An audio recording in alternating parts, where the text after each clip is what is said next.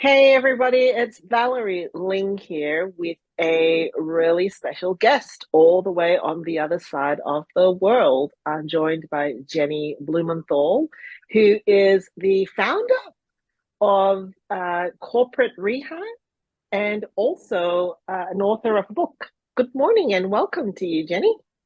Hi, thanks so much for having me, Valerie. First of all, I'd love for you just to introduce yourself, what you do, and your book. Sure. Well, I'm Jennie Blumenthal, the CEO and founder of Corporate Rehab. We're a leadership company that helps leaders thrive in the future of work. And as part of that work, I also just wrote my first book, which I'm sure we'll get into, but is a bit of my own experience, plus all of the neuroscience of leadership and the stats of burnout, plus the experiences of 300 other women. It's called Corporate Rehab, Ditch the Hustle Culture and Thrive Again. Makes a great holiday gift no matter what you're celebrating this year. And it really just goes as my gift really to the world, hopefully, for people that are going through burnout, that are trying to shift into their next level of leadership, but really don't want to lose themselves in the process. Brilliant. What inspired the book, Jennie? My own experience, for sure. Mm. So I was an executive within corporate America for 20 years. I was in a partner in a global management consulting firm and left right in the middle of the pandemic. I was managing a $200 million business unit, 300 people, on planes 3 times a week and doing all the things with 2 elementary schoolers at home. I had a third and fifth grader when the pandemic hit, and a Mm. husband in his own career. And so I was hustling all the time. And it was just a way of life. It was kind of what I was raised to do with a really strong work ethic. And I really didn't take the time to stop and say, is this really what I want to be hustling towards? Or is there a different way that I could be living my work and my life so that I could actually be a little bit more intentional? And so when I left, instead of pivoting into the next job, I actually took about 6 months to heal from what was burnout, and which was undiagnosed at the time. In America, we didn't really have those words in 2020. And so I went through my own healing process and learned so much as I dug into more and more about the things we're just not taught in school, that I really decided to capture both my process and the stories of the women who are reaching out to me in a book so that more people could understand how to do their own corporate rehab and heal from burnout. Jennie, some would say that that is a very successful life that you described. It sounds glamorous. It sounds like you were able to do it all. Would you have said that that was how you might have thought of it prior to the pandemic, perhaps? Yes, I think that's very insightful. And it was successful on one dimension. It was very much Mm. successful from a career perspective. We did have, a family and balanced, the kids and husband and marriage and friends and had an active social life. But I think at the end of the day, my success was really rooted in achieving and performing, Mhm. for a lot of reasons, some of which I'm sure you have more insights into too on the psychology side of your business. But that performance culture and that achieving kept me constantly reaching for the next thing and thinking I had to go faster and I had to do more. And look, some of that comes from inside of us where we're thinking we're not enough, we've got to do more. And some of it comes from the actual real structures where sometimes I was in situations where my 120% was viewed as equal to somebody next to me's 80%. So there were real ways I had to prove myself beyond what some of my peers did. And so I think both of those things kept me hustling long after it was useful to me. But I definitely think in my career perspective, I was successful. But what pushed me into doing something a little different was I wanted success in other dimensions of my life, or a chance to really redefine what success meant to me. And what is that definition, Jennie?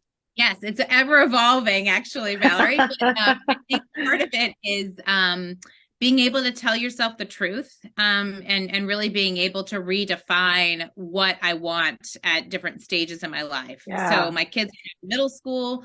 I Yeah. wanted a deeper relationship with them. I wanted a deeper relationship with my husband.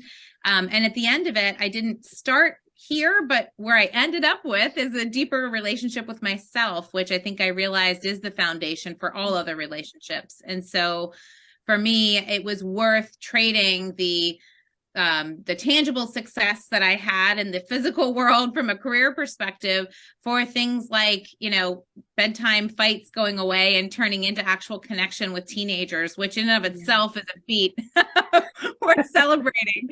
And a chance to really build something a little bit deeper instead of just avoiding conflict with my husband, get into some of the thorny issues that we weren't necessarily raised to tackle head on. And it doesn't mean that it's always peaceful, but it does mean that it's more true and it's a little bit more honest.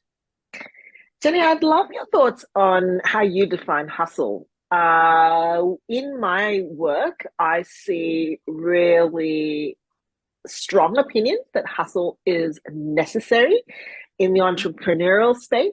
It's almost accepted that there are an elite group of people who can have successful businesses and be entrepreneurial, and hustle is part of it. You just have to do it.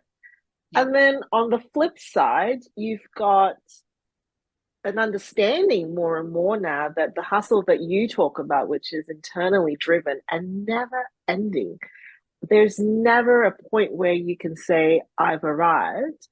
It can be quite destructive. How do you see it? Yeah, I think of it actually as a difference between the hustle and the hustle culture. So I think we all need hustle a little bit anywhere in our lives, whether it's to got to get that deal closed before the end of the year, whether you got to get kids out the door with shoes on their feet. We all need some aspect of hustle at different times, right? But just like driving a car, that hustle or going 100 miles an hour, you can't do that all of the time. You've got to have bends in the roads. You've got to stop sometimes, then speed back up.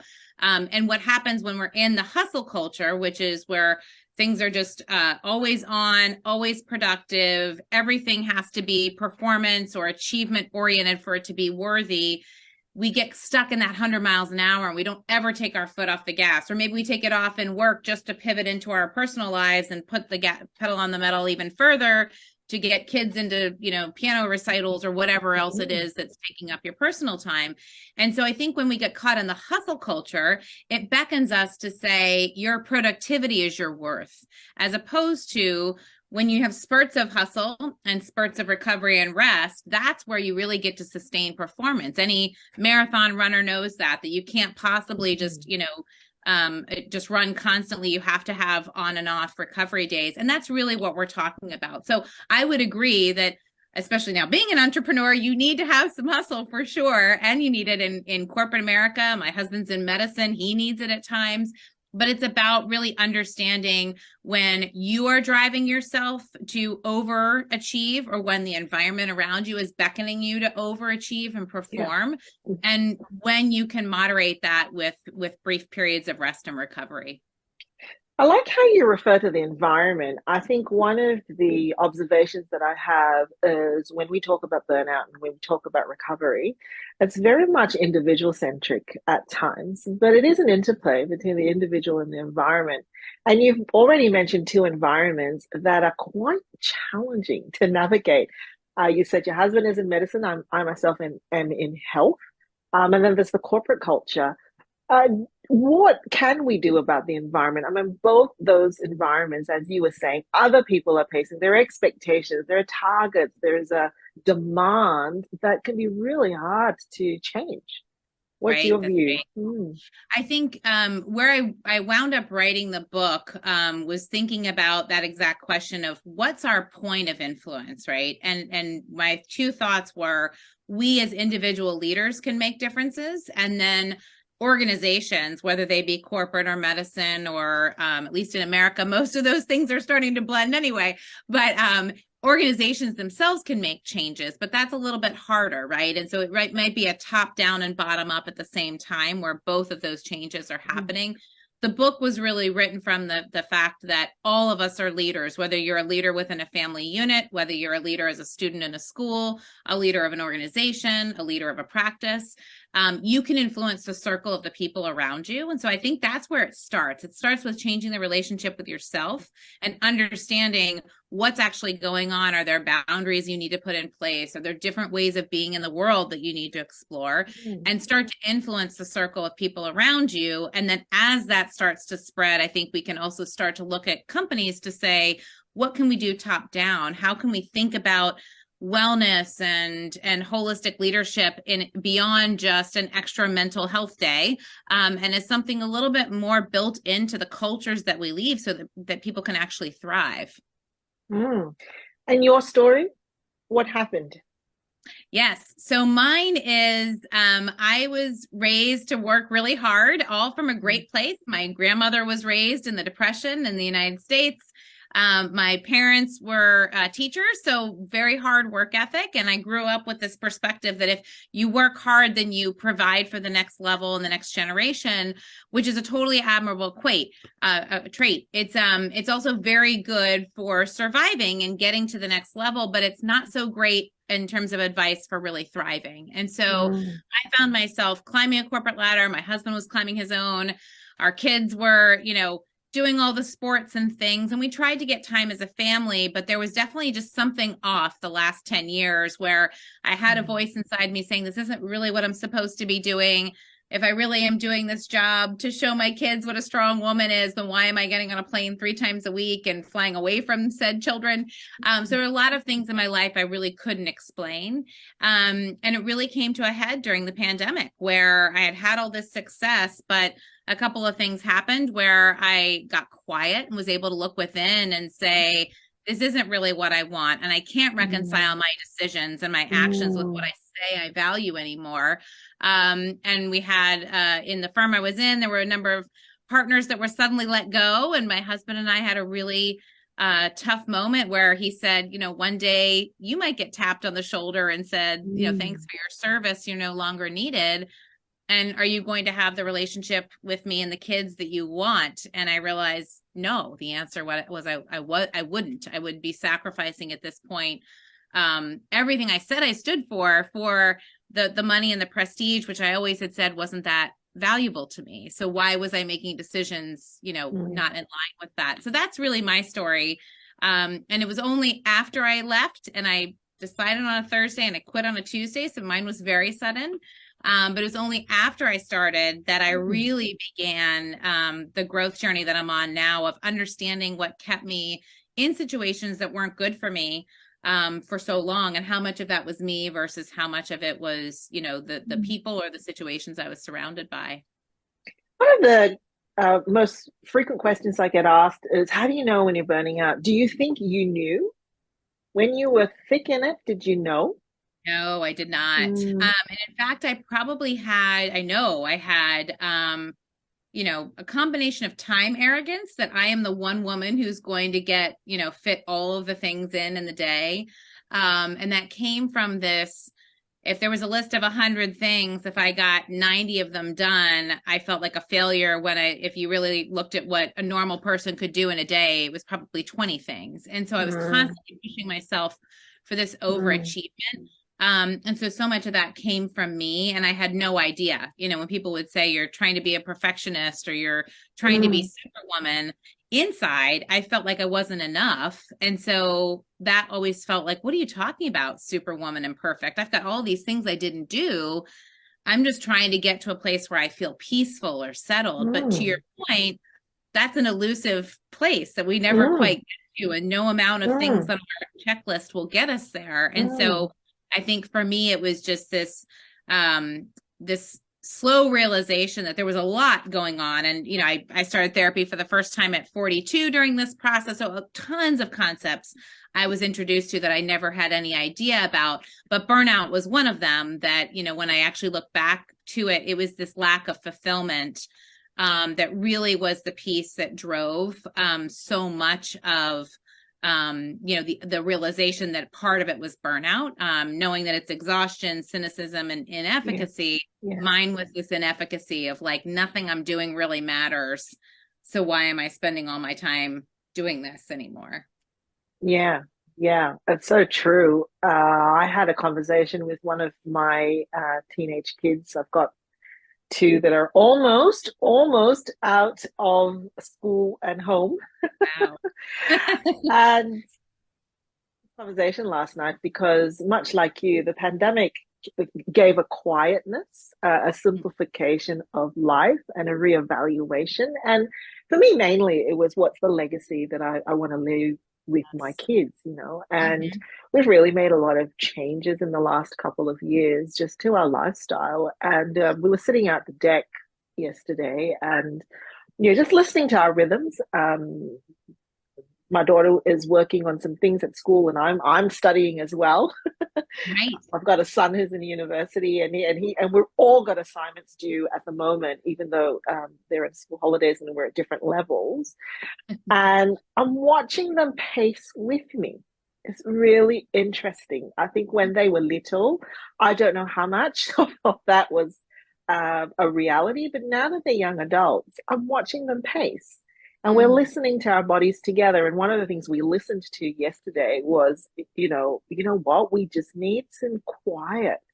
And so we got on the deck, put the kettle on. I love that phrase. Let's put the kettle on. It's such a lovely thing to say. And, and the kettle pops and the steam and it's make a cup of tea. And we sat aside and she asked me, my daughter asked me, Mom, is it really possible to achieve this level of stress-less living Mm. at my age? Isn't that interesting?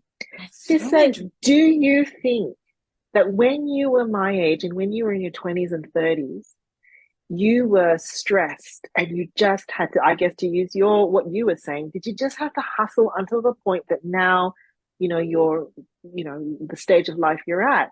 And do you know, Jenny, I was stumped. I'd never looked back to think about it. Was I hustling then? Right. Is it possible? Do I say to her, "Oh, honey, you probably are going to have to join the rat Right. race. Right. You're probably going to have to work in the organization, and then at some point, Right. you'll Right. have the ability to have freedom."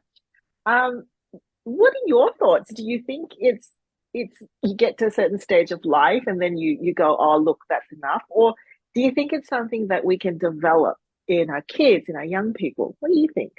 Yeah, gosh, that's such a great question and so insightful for her to ask that at that age. I'm so impressed. I'm of a couple minds on this one, and I think it's related to the different paths that people can take. I have heard of people saying you just need to work really hard and earn yourself the opportunity Hmm. to have the Yeah. financial freedom to do. And there's no shame in any of these choices. It's an individual choice, right? And I think there's no problem with that. If that's what works for you and you know that that's going to give you peace, there's no shame in that. I think the challenge becomes really harnessing and being aware of the patterns that you have. So for example, what you've taught her to tune into her body and trust herself, hopefully she's taking that into whatever corporation she's in. And if she stays on that path, she'll be able to make those choices in terms of boundaries or being asked to do something unethical or whatever might come at her in a way that makes her feel like she's making that intentional choice, right? So I think that is the key piece if you stay on that. I would really love for us to start to empowering our young people to do more of that listening to themselves and knowing when, just like the gas pedal, when it's appropriate to hustle, when it's appropriate to back off.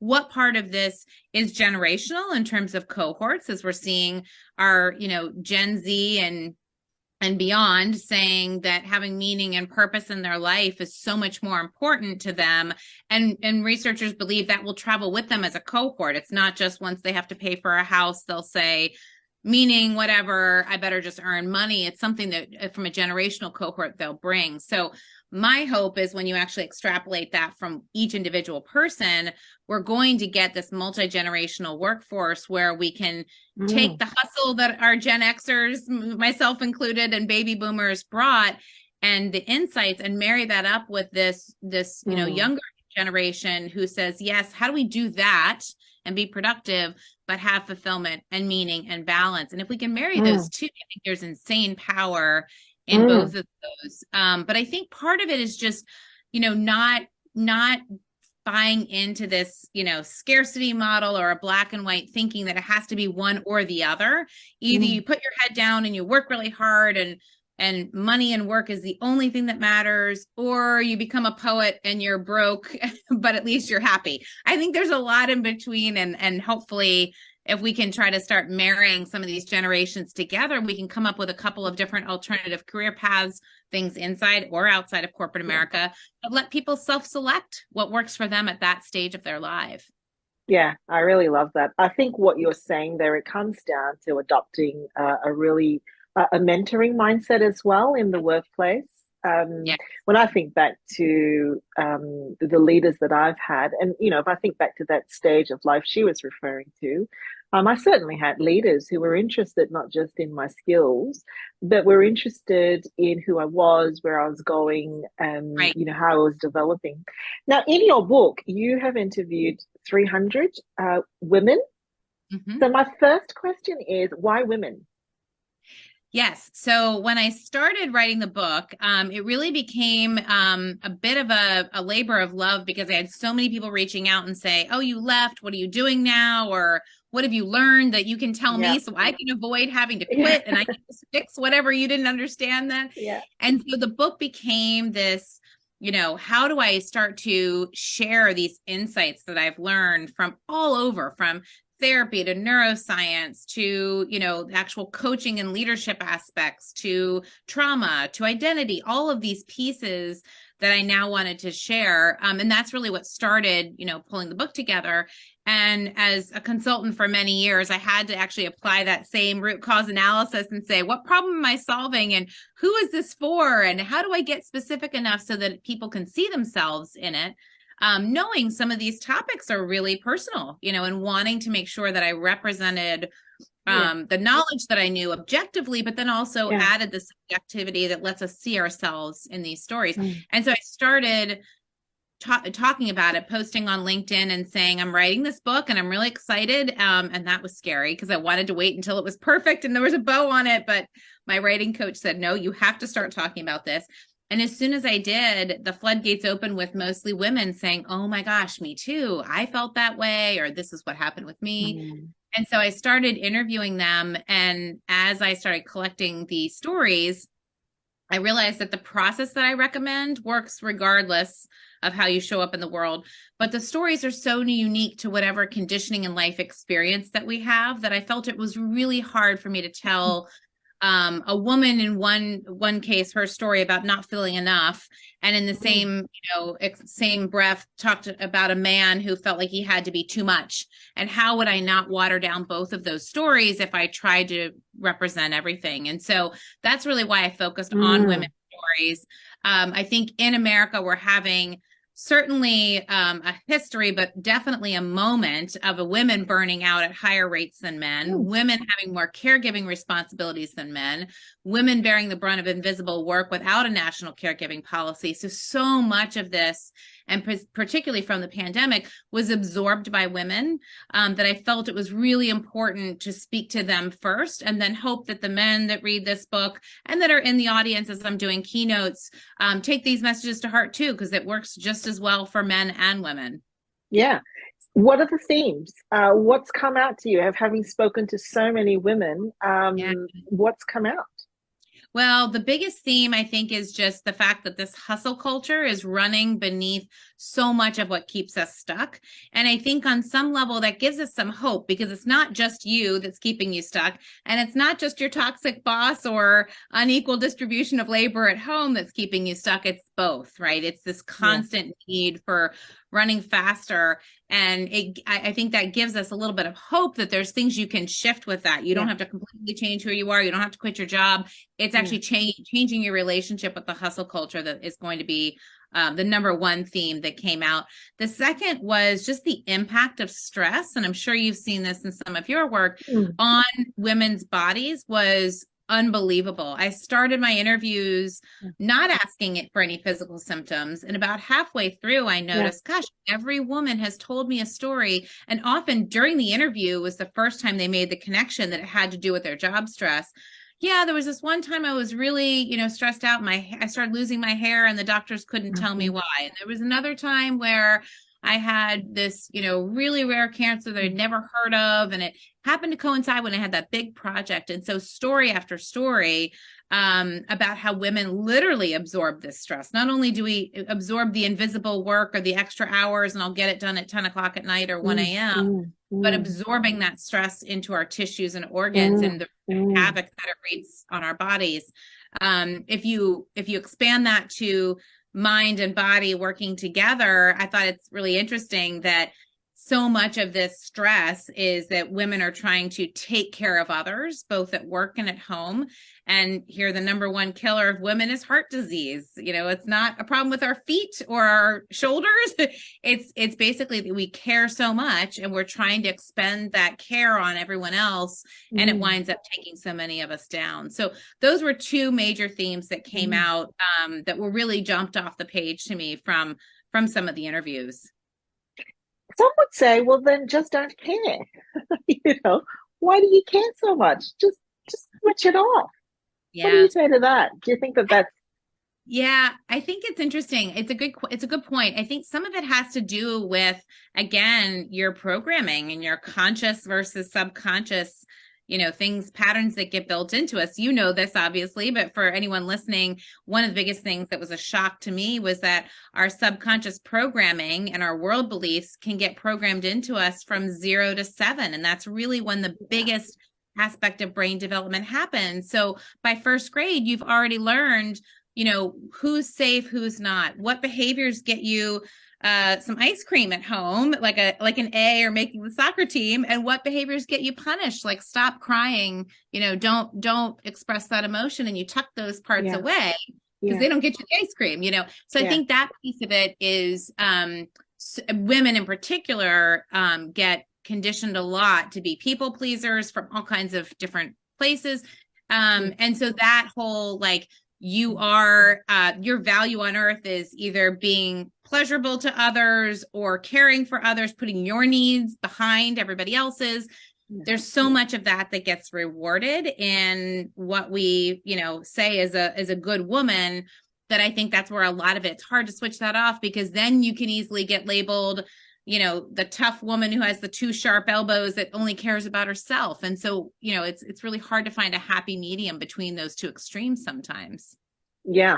One of the things I noticed even about myself it was interesting during the pandemic, and I've since been thinking about my own kids and what messages I'm giving for socializing them, was during the pandemic, certainly in Australia, and I'm sure it was in the States as well, you suddenly became conscious of crowds. So even when you were allowed to walk outside, you're allowed to get some exercise in the thick of the pandemic, you'd notice like there'd be, two people would walk down the pavement. Let's say there's me, and they're coming from the opposite side. I would instinctively, from a couple of 100 meters, start to plan how I was going to shift to the side, me, right? And as soon as they would come closer and closer, I just walk off the path so that they could go. And it kept happening to the point where I was like, does everybody think this way? So I ran an experiment, right? Walking with my husband, most of the time, he's a lovely, lovely gentleman, but I watch and give from, meters away. It's even now driving the car, because we have a very narrow street. And during school hours, there's lots of competing traffic. I will instinctively see the car from way ahead and always be the one to move. Right. And what I've been trying to experiment with myself is, apart from trying to figure out where does that come from, is what would happen if I didn't do that? And guess what I'm discovering? Other people move. Interesting. I don't have to be so and that future thinking is tied to what is that person going to need? Right. Right. How can I adjust from now? That's right. Which means that if you look at, my Apple Watch and things like that, my path for walking, it's very often just kind of try to dodge things for other people. Isn't that interesting? That is so interesting. And I can totally relate to that. I mean, there's actually a story in my book that I included because I thought it was so interesting how much of it's ingrained. It's a story of how in the pandemic, we took a trip and we were in an ice cream shop and they were limiting how many people could go in and out with a mask. And so my daughter and I went out. Well, my husband and son stayed outside. And I'm the only one in my family that likes fruit-based ice cream. So strawberry, raspberry, Yeah. everybody else likes chocolate and Yeah. savory. So I got the ice cream orders. I'm in there with my daughter, and they had a chocolate flavor that was a little different, and I wasn't sure my son would really like what he had ordered. And so I thought, well, instead of getting my favorite raspberry ice cream, Yeah. I'll just get, the Yes. cookie dough, whatever. And that way, if he doesn't like Yeah. his, he can have mine. Yeah. And I caught myself and Yeah. thought, what in the world? I'm about to order a flavor of ice cream I don't even want, so that if someone else is disappointed, it doesn't 100%. ruin this 13-year-old's afternoon. He could get over it. He's not two, But to your point, it's just this way of being in the world where we're accommodating everybody else's needs and sometimes turning ourselves into a pretzel or getting off the path Yeah. to do it. I can totally 100%. relate. 100%. I find that with food as well. Very same thing. I call it eating the crumbs. I'm just so Yes. used to it. Yes. I'll eat whatever everybody else doesn't want to eat or whatever That's is right. convenient. So I had to name things that were just non-negotiable. I will not share this cake. If I walk into a cafe, I will this, regardless of what's happening on the ground or on the floor. Yes. So one of the group of people that I work with, they do tend to be more women. They're private practice health owners. So people like myself who have health businesses. And it's fascinating to actually become more self-aware about how we take these attitudes when we're leading our teams. Yes. And I think the biggest thing we worry about is that we are going to be seen as being inauthentic. Like if we lead, we have to lead strong. But then, we've got to take care of our team. We've got to be caring. There's this tension that we develop, just not knowing, what is authentic leading? How do we respect our boundaries and what we need, and at the same time, grow and lead our teams well? What have you discovered in the stories that you've heard, and perhaps even in your own story? Yeah. So I think it is challenging because it kind of goes back to your daughter's question of, can you show up as who you are?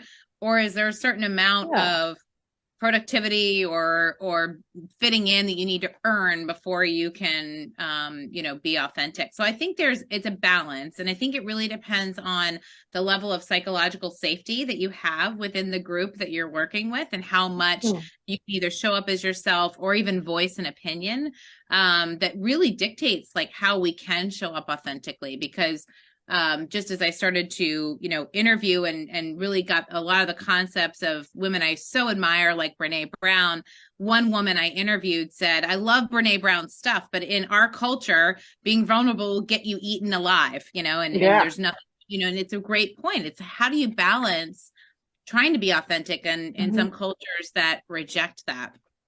And often I think it's not even because they're mean bosses or bad people, it's they're not comfortable with their own vulnerability, and they've been taught that vulnerability is weakness, so they can't tolerate anybody else being vulnerable around you. The best way I think of this is, and this is actually what I wrote in the final part of the book, is this Thrive model for how do we actually build cultures that let people show up authentically and create room for everybody to thrive. And it stands for T is trust. So setting that psychological safety and trust right from the beginning. Is help. So making sure that you're modeling helping others and not just putting yourself first. Can you hear me okay? Yeah, Jenny, I've just noticed that you've frozen. So Here for a second. Yeah.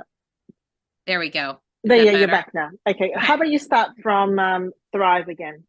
Yep. So Thrive stands for the T is trust with psychological safety, being able to speak up. H is help. So both offering help and not just being in it for yourself, but then also modeling asking for help and that vulnerability. R is respect. Some of the earliest research around what drove the Great Resignation was not necessarily pay. It wasn't necessarily caregiving status. It was disrespect in cultures. It had 10-to-1 impact as to whether someone left their job or not. So I think that's a really key thing we need to solve for. I is impact. So moving away from cultures that only measure output and butts and seats hours and really get to the impact of these world's problems that we're solving as organizations or people. Mm. V was values, just talking about making sure you're connecting your own to the organizations. And then E is actually empathy. So really leading with Mm. empathy, which we've heard a lot from Harvard Business School and other places. Mm. That is really going to be the piece that sets you apart as a leader, moving forward. So I think when organizations embody that as really a North Star for the way they build their cultures, there's rooms for people to really be authentic, even as you hit these amazing growth goals in your business. Brilliant. And finally, I'd love to know what are your top tips for recovery patterns in a, fast-paced, high-capacity world? Oh What do you boy. do? Well, that's a longer question, but yeah, it's interesting. So as part of my recovery, I definitely looked at like the mind, body, spirit connection. So I definitely start every day with meditation and, a little bit of gratitude just to kind of hack into your biology and turn off the parasympathetic response and all of those things. It's not always perfect. Sometimes it's 30 seconds, but it's really shifting out of the anxiety I might wake up with of all the things that need to get done and really bringing myself back to gratitude to calm myself and not be in this reactive state. And then the other thing that I really try to do as part of my own process that I write about in the book, one of the elements of rehab is arise. So rehab stands for recognizing your patterns, evaluating, healing, arising, and tapping into new Mm. ways of Mm. being, and then building a roadmap of your life and work that's more authentic to you. And in that arise phase, I added a lot of play back into my life that I didn't have before. I didn't give myself permission or time. And so one of the things I like to do is actually play ice hockey that I started as a 43-year-old adult woman on a team here in the States, which has been really fun. So those are ways that I just make sure that I'm either Amazing. calming myself down, but then Yeah. also giving myself Yeah. healthy ways to rev back up. Yeah. Brilliant. I love that. I resonate with so much that we've chatted about today. I think it's an incredible journey that you've been on and such a gift to add not only to your story and your voice, but the hundreds of other women that you've now, given voice to their story that we can have their wisdom. Thank you so much for spending this time with me, Jennie. Oh, thank you for sharing your platform with me, Valerie. I appreciate it.